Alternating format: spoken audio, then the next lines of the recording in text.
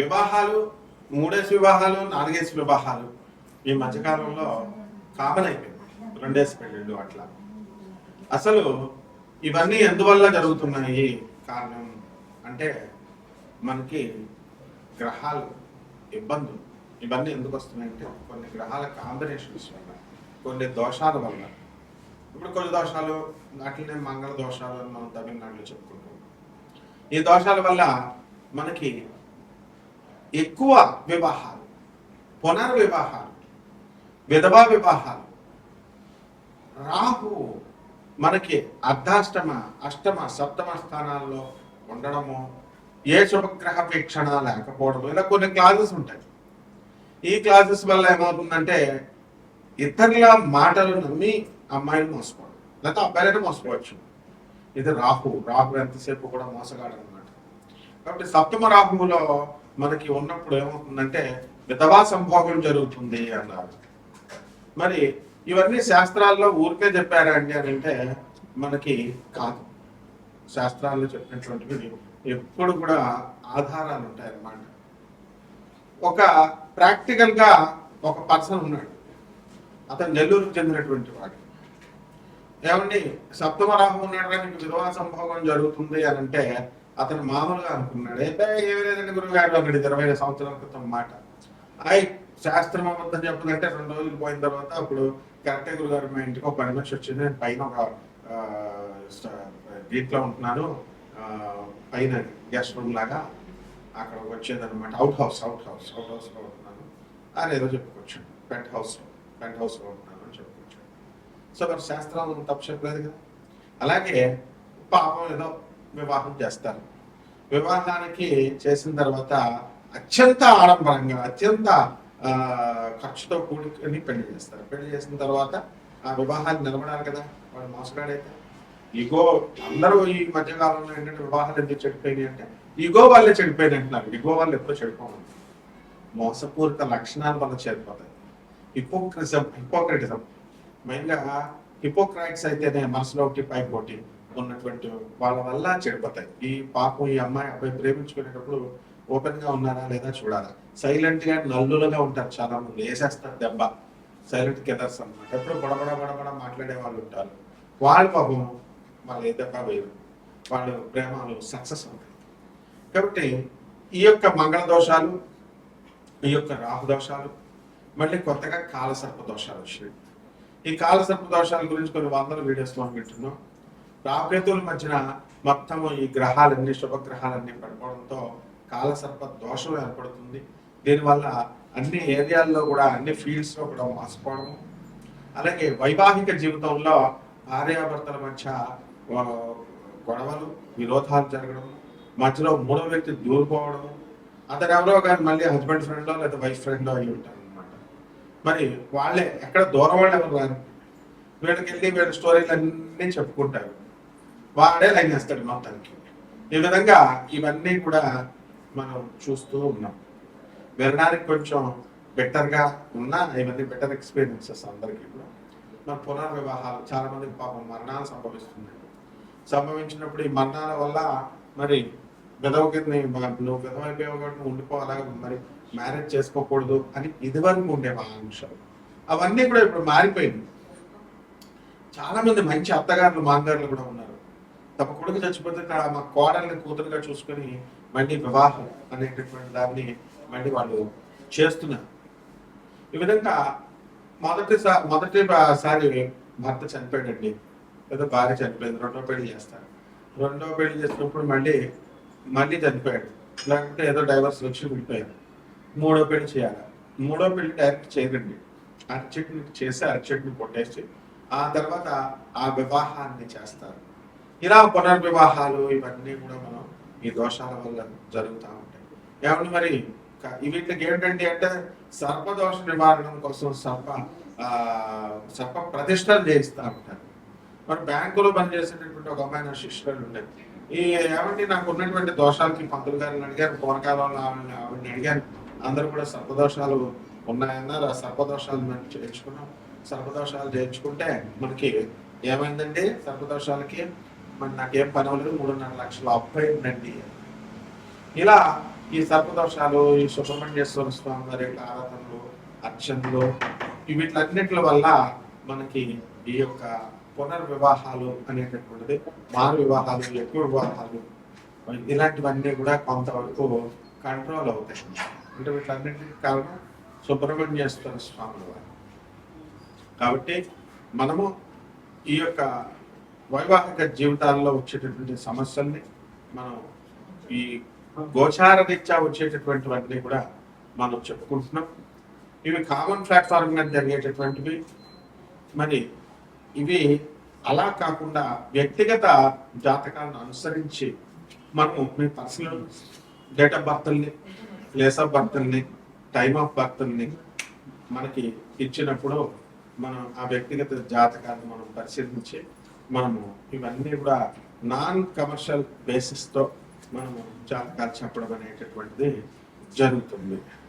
కాబట్టి మనందరము ఏం చేయాలండి అని అంటే, మనము ఈ ఎవరికైతే ఈ యొక్క సందేహాలు ఉన్నాయి, వ్యక్తిగత జాతకాలు బాగు చేసుకోవడం కోసం అటువంటి వాళ్ళు మరి మన ఫోన్ నెంబర్కి, మన అమెరికా నెంబర్కి కాల్ చేయండి, లేకపోతే నా ఇండియా నెంబర్కి నాకు కాల్ చేయండి, లేదా వాట్సాప్లు చేయండి. నాన్ కమర్షియల్ బేసిస్లో మేము చెప్పడం జరుగుతుంది. అంతేకాని ఊరికే ఫాలో చేసినా కూడా వేస్ట్. వాట్సాప్లో పెడితే గొడవ ఉండదు, ఆ తర్వాత మేము ఫాలోఅప్ చేస్తాం. వరల్డ్ నెంబర్ 1 ఆస్ట్రాలజర్ కావడం వల్ల మనం లిమిటెడ్ చేస్తూ అందరూ కూడా మన ఫోన్ నెంబర్ని వాళ్ళ ఈ జ్యోతిషంకి సెంటర్కి లింక్ చేసుకోవడాలు, మన పేరు కొడితే వేరే వాళ్ళ ఫోన్ నెంబర్లో వాళ్ళు పెట్టేసుకుంటున్నారు అనమాట. ఇలా వాళ్ళు వేరే జ్యోతిషం సెంటర్లో వచ్చేలాగా పెట్టుకోవడం ఇలాంటి ఏదో చేస్తున్నారు. కాబట్టి ఇది కార్పొరేట్ ఆఫీస్ మనది యుఎస్ఏ. నాసా టెక్నాలజీని ఉపయోగించి, మోడర్న్ సైన్స్ ఉపయోగించి, నాసా రిపోర్ట్స్తో మనం పరిశీలించి, అలాగే జిపిఎస్ ట్రాకింగ్ సిస్టమ్ను ఉపయోగించి, అలాగే లైఫ్ లైన్ టైం ఫ్యాక్టర్ని ఉపయోగించి మనం మోడర్న్ సైన్స్ని, అత్యాధునికమైనటువంటి మోడర్న్ సైన్స్ని మనం అతి ప్రాచీనమైనటువంటి ఈ యొక్క ఋషులు ఇచ్చినటువంటి జ్యోతిష శాస్త్రానికి మిళితం చేస్తూ జ్యోతిష విశ్లేషణ అనేటటువంటిది చేయడం జరుగుతుంది. కాబట్టి వీటిల్లో మనం నెంబర్స్ ఎందుకు డిస్ప్లే చేస్తామంటే, ఇవన్నీ కూడా నెంబర్స్ ఎవరైనా జీవితాలు పాడైపోతే వాళ్ళ జీవితాలు వాళ్ళు బాగు చేసుకోవడం కోసం మనకి కాల్ చేయమని, అపాయింట్మెంట్ తీసుకోమని, అది కూడా నాన్ కమర్షియల్ బేసిస్తో మనం చెప్తున్నాం. కాబట్టి అంతేకాని చాలా మంది మనకే సలహాలు ఇవ్వాలని చెప్పి ఎవరు కూడా ఫోన్లో మనం అన్నెసరిగా టైం వేస్ట్ నాకు చేయకూడదు.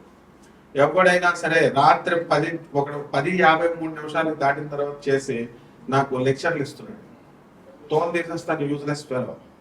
నువ్వేదో మిగతా పంతుల దగ్గర చెప్పినట్టుగా నాకు కనుక ఎవడైనా సరే కాల్ చేసి నాకు సలహాలు ఇవ్వాలని చెప్పినా, నాకు ఎవడైనా మీరు నాకు చెప్పేది ఏంటంటే, నేను ఒక ప్రొఫెసర్ని, అధర్ముల మీద పండితుడిని, చిన్నప్పటి నుంచి గురువుల దగ్గర పెరిగినటువంటి వాడిని, ఒక శాస్త్రాధ్యయనం చేసినటువంటి వాడిని. శాస్త్రాల మా గురువులు వీడియో రిలీజ్ చేస్తే మా గురువులు ఏమనుకుంటారని భయపడుతున్నాను కాబట్టి తాట తీస్తా. Out are you bloody phone చేసి మాకు చెప్తారు మీరు కథలు. మళ్ళీ పంతులందరినీ బెదిరిస్తారు తాగుతూ, రాత్రి 10:53 కాల్ చేస్తూ. I will put you under bars. Direct చెప్తున్నాను నేను. ఎవరైనా సరే పిచ్చి వేషాలు ఇస్తే, పిచ్చి కామెంట్స్ చేసినా I will take the very severe action. మీరు ఎవరో పాపం జీవితాలు చితికిపోయిన ఉంటారు, వాళ్ళ కోసం నాన్ కమర్షియల్ బేసిస్తో మనం చేస్తున్నాం. మీ తల్లిదండ్రులకు మీరు తిండి పెట్టరు, సమాజానికి పనికిరారు, పేదవాళ్ళకి సేవ చేయరు, అనాథ పిల్లలకి డబ్బులు ఇవ్వరు, తర్వాత సన్యాసులకి రూపాయి ఇవ్వరు. ఎందుకురా మీ బతుకులు? సొల్లు కబుర్లు చెప్తూ తాగుతూ నాకు కాల్ చేస్తారు. మీరు how dare you bloody fellows. కాబట్టి మిగతా 12 రాశుల వారికి కూడా వీటి ఎఫెక్ట్ ఎలా ఉంటుంది? ఈ కుజ దోషాలు, ఈ సర్పదోషాలు, ఈ పునర్వివాహాలు, ఈ యొక్క 3-4 వివాహాలు, అసలు పెళ్లిళ్ళు కాకపోవడాలు, కొంతమందికి అసలు పెళ్లి కాని ప్రసాదుల్లాగే మిగిలిపోతారు. ఇవన్నీ ఎందుకు? ఇవన్నీ కూడా చూద్దాం. నా బేబీ పోయింది, నా బేబీ పోయింది, నా బేబీ పోయిందని చాలా మంది బాధపడుతూ ఉంటారు. ఎమర్షన్స్. ఆడపిల్ల పెళ్లిళ్ళు చేసుకున్న వాళ్ళు అత్తగారులు చేయించేస్తున్నారు. మగపిల్లలు పుట్టలేదని అత్తగారులు ఆడపిల్లలు పుట్టారని చేయించేస్తే తప్పు కదమ్మా. అసలు డాక్టర్లు ఒక పక్క గవర్నమెంట్ భయపెడుతున్నారే మిమ్మల్ని లోన్ వేసేస్తామని. లింగ నిర్ధారణ టెస్ట్ చేయకూడదు. కాబట్టి ఇవన్నీ ఇలాంటి ఏం చేస్తే మహాపాపాలు వస్తాయి. ఎలా ఈ 12 రాశుల వారికి విడివిడిగా ఏ రాశి వారికి ఎలా ఉందో మనం చెప్పుకుందాం. మీనరాశి. ఈ మీనరాశి వారికి అందరికీ కూడా గరిష్ట స్థాయిలో జరుగుతుందండి ఏలినాటి శని ప్రభావం. దానివల్ల అపనిందల పాలైపోతారు. మీరు చేయని తప్పుకు మీరు బలవడం అనేటటువంటిది జరుగుతుంది. ఇక ఈ మీనరాశి వారికి అందరికీ కూడా ఆదాయాలు విపరీతంగా పెరుగుతాయి. జాబ్ ఇన్సెక్యూరిటీ ఫీలింగ్ అనేటటువంటిది ఉండదు. ఉద్యోగాల్లో ప్రమోషన్ లభించడం జరుగుతుంది. అలాగే ఈ యొక్క కేతువు వృషభ రాశి నుంచి కదలడం అనేటటువంటిది ప్రారంభమవుతుంది. మరి అటువంటి సమయంలో ఈ యొక్క కేతుగ్రహం అనేటటువంటిది కర్కాటక రాశిలోకి రావడం ద్వారా మనకి మీనరాశి వారికి మంచి సమయంగా మనం చెప్పుకోవచ్చు. అయితే మీరంతా కూడా ఉద్యోగాలు ఉండడం వల్ల పందాలని, లేకపోతే చుట్టాలని, బంధువులని, ఇట్లా పార్టీస్, ఇన్ఫ్లుయెన్సర్స్ ఇలాంటివన్నీ కూడా చేసుకోవడం జరుగుతుంది. అది పెద్దగా అవసరం లేకపోయినప్పటికీ కూడా. కాబట్టి ఈ రాశి వారికి అందరికీ కూడా అప్పుల బాధలు అనేటటువంటివి ఉంటాయి. దాని గురువుగా ఓం శరవణ భవ అనేటటువంటి మహామంత్రాన్ని జపించమని చెప్పాను నేను గతంలోనే. అలాగే ఆదాయాలు వేగం పెరుగుతున్నాయి. బంధుమిత్రులందరితో కూడా కార్యక్రమాలకి అన్నింటికి బాగానే వెళ్తుంది. కాబట్టి ఈ యొక్క వారంలో మన యొక్క మీనరాశి వారు అందరూ కూడా ఎట్లా పనిచేస్తున్నారు, ఇవన్నీ ఎలా జరుగుతున్నాయి అనేటటువంటి ధోరణిలో అవ్వాల్సినటువంటి అవసరాలు మనకి కంప్లీట్గా ఈ యొక్క అన్ని రాశుల వారికి ఉన్నాయి. కాబట్టి ఈ యొక్క 12వ రాశి అయినటువంటి మీనరాశి గ్రహ ప్రభావం వలన అద్భుతమైనటువంటి ఆలోచనలు మనకు వచ్చినప్పటికీ కూడా ఆచరణలో మనం పెట్టలేకపోతున్నాం. రైతులు బ్రహ్మాండమైనటువంటి పంట పండిస్తారు, చేతికి ₹1 ఎవరైనా నమ్ముతారు. అలాగే ఉద్యోగం చేసుకునేటటువంటి వాళ్ళకు కూడా పాపం నెలాఖరికి డబ్బులు రావు, ఎవరైనా నమ్ముతారు? మరి ఇవన్నీ ప్రాక్టికల్గా నేను చూసినటువంటి. అందుకని ఈ యొక్క గ్రహాలన్నీ బాధలు ఇవన్నీ కూడా ఉండడం అవసరం లేకుండా చక్కటిగా విద్యా విధానాల్లో మనం మార్పులు తీసుకొచ్చాం 2020 అని చెప్పి వాటి పరిహారాలు పెట్టుకోండి. పరిహారాల దగ్గరికి వచ్చేసరికి మనకి ఏం చేయాలంటే ఏలినాటి శని జరుగుతుంది. కాబట్టి శని జపం చేసుకోవాలా, శని స్తోత్రాలు చదవాలా. శనికి లోంపావు మనిషికి దుఃఖం తెలియనటువంటి వాళ్ళ మనుగడకు ఇదే దుక్షణ. ఈ యొక్క దీన్ని ఇవ్వాల్సినటువంటి అవసరం లేదు అనేటటువంటి ధోరణికి ఈ యొక్క మీనరాశి వారు రావడం జరుగుతుంది. కాబట్టి ఇప్పటికైనా రావాల్సిందే అనేటువంటి ధీమాతో మూడు కూడా రాకపోవడానికి కారణం అవుతుంది. కాబట్టి దీనికి బలవంతంగా మీరు దెబ్బలాడే కంటే కూడా ఈ యొక్క మీనరాశి వాళ్ళు ఎవరైతే ఉన్నారటువంటి వాళ్ళంతా కూడా భర్తలకి వాళ్ళకి అనుకూలంగా ఉంటూ మీరు సేవలు చేస్తూ మీరు వాళ్ళని మీ వైపు ఆకర్షించుకోవచ్చు. కాబట్టి ఈ పరిహారాలు ఏమిటంటే ఏలినాటి శని కాబట్టి శని జపం చేయాలా, శని స్తోత్రాలు చదవాలా, శనికి కిలోంపావు 19 నక్షత్రాలు జపం చేయాలి. ఆ తర్వాత ఈ యొక్క రాశి వారికి అందరికీ కూడా నువ్వుల నూనెని పేద బ్రాహ్మణులకు దానం చేయడం ఇలాంటివన్నీ కూడా చేయడం జరుగుతుంది. అదేవిధంగా వికలాంగులకి, సాధువులకి, సత్పురుషులకి అందరికీ కూడా మనం దానం చేసుకోకపోతే కనుక సాధువులందరికీ మనకు చాలా గౌరవాది నరకాలకు వెళ్ళిపోతాం. అలా వెళ్ళడం మనకి ఇష్టం లేదు కాబట్టి మనం ఎప్పటికప్పుడు గుర్తు చేస్తూనే ఉన్నాం. కాబట్టి ఈ రకంగా మీరు అన్ని పనులు కూడా మనం చేసుకోవడం ద్వారా బ్రహ్మాండంగా ఉంటుంది. శుభమస్తు.